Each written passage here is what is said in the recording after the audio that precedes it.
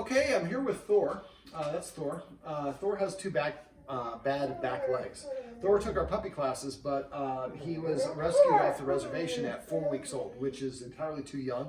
But the guardians, they were just trying to look out and do some great things. But the problem is he lacks socialization, and he has these problems in his back legs. He needs to go to the vet, but the guardians can't get him in the car. In this video, I'm going to go over some steps that you can use if you have a dog that's fearful of an object, or how you can get your dog to want to go in the car. So first of all, we want to avoid forcing as much as we possibly can. The more that we force, the less the dog's going to want to do it because we're taking away their free will. So I want to get him to come closer. I don't want to call him. He barked at me quite a bit when I first came in. So what I'm doing is just dropping treats, and he knows the treats are there. And so I'm not asking him to come and get them. I'm just making him available. And when he does, then good things happen. The other dog, Macy, is behind the gate because we only want to have one dog participate in this. So we'll see if we can get him coming. There we go. All right. So basically, I'm going to use I call this click for looks. And so, hey, buddy. So I'm holding up sideways. For guests, it'd be better to get them sideways. So what I want to do is, this is a bottle of disinfectant for a humidifier. And what I want to do is see if I can use a little shaping to teach him that looking at this is a good thing. Now this is going to eventually represent a car. Now when we do this, I'm going to use a clicker for this, clicker training. Come. If you are going to use a clicker, you need to prime the clicker first. That means you drop a treat and click when the dog licks up the treat. This creates a positive association for that. So basically what I'm going to do is I'm going to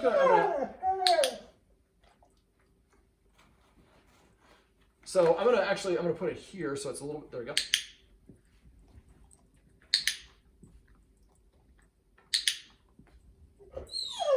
Move it here so you can see a little bit better. So every time he looks at it, I click and then he gets a treat. Now in this case, you could say the word car. Now don't want to move this a lot. There we go. I want to put it down, and just what we're doing is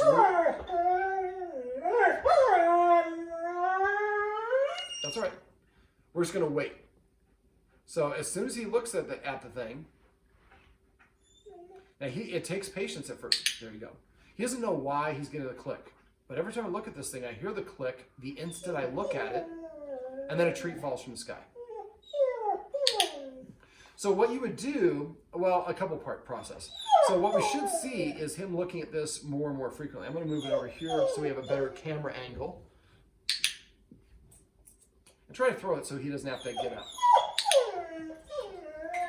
And again, I can assign the word car. Now, because he has mobility issues, we don't want to pick him up because that's, again, a little bit of force. It's not dangerous, but he's going to associate that as a negative. So the first thing we want to do, and we're not doing this in the garage because the garage, it's a little tight, close quarters. And you want him approaching the car, what we want him to do is approach it in the version of this that is the easier version. Normally that's not ideal, but we're doing a video. So basically we want him to see the side of the car. So there you go. He looks at it and he gets the treat. So when you're doing this, make sure you're paying close attention. Don't pay attention to your husband. Or as soon as the dog looks at it, at the car, you would click. So you take him in the garage to the side of the car where the door is. Every time he looks at the car, click, and then you give him the treat. You can hand him the treat in the garage. And after a while, you're going to see he's just going to start staring at the car because everything I look at the car, good things happen. Now, before we do that, well, so that's one stage. Just get him to look at the car and have a positive association of going in the car. And while you're doing this, you want to avoid putting the dog in the car, which the guardian here is already doing, but that will reinforce the negative. Now, because he has mobility issues, I would like the guardians to get a ramp. You can order these online. They'll clip on your car. It's just going to be a ramp. Now, for him to use the ramp, for him, he's nervous because of his being 4 weeks old when they got him in, so he's got a lot of nervousness. We want him to get used to that ramp. So the first thing I would do is I'd probably lay the ramp in the living room here. And then every time he looked at it, I would click the same principle. And to the point where he just looks at it all the time and not a big deal. And you leave it here in the living room so he's accustomed to it. So leave it when you're not practicing, it's just laying there. Now, if you can, a lot of times, I don't have one on this one, I lost it, but a lot of times you get doohickeys that have electronics, they have a little wristband. That's a great thing for this. So I can have this with me at all times. It's just dangling. Anytime that and what I would do at first is, all I would do is look at it. So I'll show you this here for the closer. So now when I touch it with my nose, I get a treat. And I'm just going to wait. Now he's looking at me. So you see the principle, we're using this to shape it, but it would be the same thing. So first he looks at it, and then if he touches it with his nose, I get a treat. But anything else, nothing happens. I'm not telling him to do it, just when he's doing it. Now, if you have this hanging up, good job, buddy. And he's a smart dog, so it should get this pretty quickly. Now, if you have this hanging down from your thing, and you see him step on it, and give him that treat. And so we want to create the association that this is a good positive thing. It's not associated with the car. It's in the living room. It's been here for 3 days. And every time I look at it, I get a treat. Now, if I touch it, I get a treat. Eventually, you can put treats on it. And then you want to train him to walk down it while it's flat, not at an angle here. So we're making the activity easy and helping him practice the easiest version of it. And I would have him go to the beginning of it, the side that's going to be on the floor, and then just, you can eventually have it. I'll read that one more time, although we're done with this. I don't need you to lick the disinfectant ball. But basically, eventually you could have a treat and lure him so he walks down it, and then he gets the treat at the end. So now we've created a positive and helped him practice this. Now when he looks at the car, good things happen. Now this is not the ideal time of the year because it's cold outside, so bundle up. But what you would do is have the car, and it'd be nice if the car was sideways. I don't know if you can actually position that with the stuff in the garage. But basically, at first he just looks at it, then we'd like to get him to take a step. And he takes a step towards the car, we click. If he won't take the step on his own, then, and after, and I gotta practice maybe 2 or 3 times with about 10 or 12 treats, maybe 1 or 2 days. And then after that, if you won't take a step, and we're gonna imagine the car's there. So we're gonna breadcrumb him, and then he probably is gonna move away. And then let him move away and throw another one, same spot. Now he's laying down here, but normally he'd be getting up, go and get it, and then walking away. And the idea is just keep on going back to that same spot until he's doing it without any hesitation. Now, dogs have some, I call it, I'm gonna try to pantomime. If it looks like his back leg looks like this, and it's out behind him, he's saying I'm uncomfortable, so I'm trying to I call it stealing second base. But I'm trying to say that I'm not comfortable with this, so I'm getting ready to run away.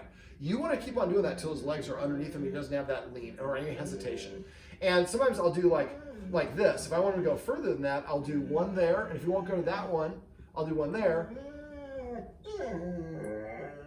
I know, life is so hard. And now he's waiting. He's waiting for me to get up and give him that treat. I'm not going to do that. We're just going to wait for him to do it. Now the idea is to get him repping to take 1 step first, then eventually 2 steps, then 3 steps. Now I can breadcrumb him like this to get him to do what he just did there. And I would click for each step closer to it. But eventually you want to go 2 steps, and then 3 steps, and 4 steps. And eventually goes all the way and then touches the car door with his nose, same way. Now the next stage is going to be, when you're doing this, you're going to go and open the car door. When he looks at it, you click and then give him a treat and then close the car door. So the opening the door, that's more criteria. It makes it more difficult. And so we keep on doing that until you do this. Eventually you open the door, and you see him lean towards it and you give him the treat, or you can do the breadcrumbing with the door open. First we have him practice approaching the car with the door closed. Now we're doing it with the door open. And again, making the criteria a little bit higher. And eventually when you get to it, a lot of times cars have little steps or whatever. You can go ahead, and we're not going to have him get in it. We're just going to have him go, or we're going to have him just go to the car, get that treat, you would click, and then he walks away. So now we've practiced him looking at the car, it's a good thing. Looking at the not steps, but the ramp is a good thing. Approaching the car is a good thing. Approaching the car with the door open is a good thing. So the next stage is what we would do is we put that ramp down. And if you're gonna do it from behind, which is probably how you're gonna do it because it's an SUV, then I would back the car in and practice this way. So the idea is you simulate that approach. Since he's not going sideways, don't do the sideways. I talked about that earlier. Do that from behind. So at first he just takes he goes and touches the ramp. And eventually you're going to do the same thing. You're going to put those breadcrumbs of the really high value treats up the ramp. Now this is a harder one because now you're combining multiple elements, but we've broken them down separately, so it should be easier. Now sometimes warm food is more important, more appealing to dogs than cold food. And so scent is most important, temperature is number 2, taste is a distant third. So what I would do is maybe go to Chipotle and get some warm chicken or make some yourself and put those up there and take note of how far up there he'll go. And make sure that the ramp is a pretty good length because he doesn't have a lot of back end strength. So if it's really steep angle, it's harder to work out just like for us. So you want to have it so it's more like that at an angle. And you might even do it because you have steps that go into your garage, you might even go from the car all the way to the house. So I just go and walk on the ramp directly up there. So we're going to breadcrumb him further and further inside. Now, once you get him in the car, is he anxious about inside the car? Once he's in the car, no, he's usually okay. If he does get anxious, then we would break that activity down. So he gets in the car. If he starts drooling, whining or whimpering, crying, barking, or pacing around a lot, those are indications that he's stressful. So then what I would do is when he go on the ramp, then I would close the door, and somebody should be in the car. And as soon as the door gets closed, then he gets another treat. Kind of like the exercise I showed you for him not liking people standing up. So that's classical conditioning. So the back gate closes and I get a treat. Then we open it up, back gate, keep practicing that. So somebody close the back gate? Somebody needs to be hooking me up with a treat is what he's gonna say. So the next stage is you close that, then you go around, get in the door, get in the driver's seat, close the door, and maybe just turn the car on. Now, if you turn the car on, he starts drooling or whatever, then we would maybe just put the keys in, turn it just one click so we have the radio on. And then turn it off and take the keys out. And then repeat that process, pull them out. So you're repping the whole process, but each individual step. And then the next step would be turn it on, and then he gets a treat. And then we turn it off. Turn it on, he gets a treat. Turn it off. So turning the car on means, now when we're doing this, we're not going to give him a treat for every single thing. Once he's kind of achieved this, we don't have to give him the treat for closing the door. You can do that inconsistently. That's the best way to treat a dog. The next one is putting the car in gear. A lot of times we put a car in gear, it kind of lurches a little bit. That can be unsettling. A lot of dogs have motion sickness for cars. So we want to help practice. So we put it in gear, it lurches, then he gets the treat. And once we get him past that, then we lurch it, and then we take our foot off the brake, and we roll down to the edge of the driveway, stop and give him a treat. Then we back up very slowly, put it back in park, and repeat that process. And once you're actually driving, I would tell you to drive kind of like a little old lady. No sudden stops, no sudden, especially because he's got back leg issues. We want to, because that's when you get seasick, when the rough seas, essentially. If you drive like I do, you would probably throw up pretty quickly. I drive pretty fast, I live in LA. And so the idea is now all the activities, all the parts of the car are now a positive association. He likes all of those things. And you've helped him overcome his fear and anxiety for each individual one. Now, the last step is actually having him exit, and that's to be something you should practice as well. So, and that might be harder. I don't know if you've ever been mountain climbing. It's easier to go this way. When you have to go this way, it's kind of unsettling. It might be the same thing for him. So I think if you can get that ramp that goes from your doorstep to the car, that might be easier. But be careful, we don't want him going across it. So when you're doing it, I would really rep him here for maybe a week or so he can walk along the whole thing, and you're not luring him, and you just say, and I would come up with a command word for this. So when he crosses it, call it Kwai for the Ridge Over River Kwai, or whatever it is, Mississippi or Golden Gate, whatever you want to do. So now Golden Gate, and he goes and crosses the bridge. And he does it, and we don't want to take it in the car until he'll do it in the living room.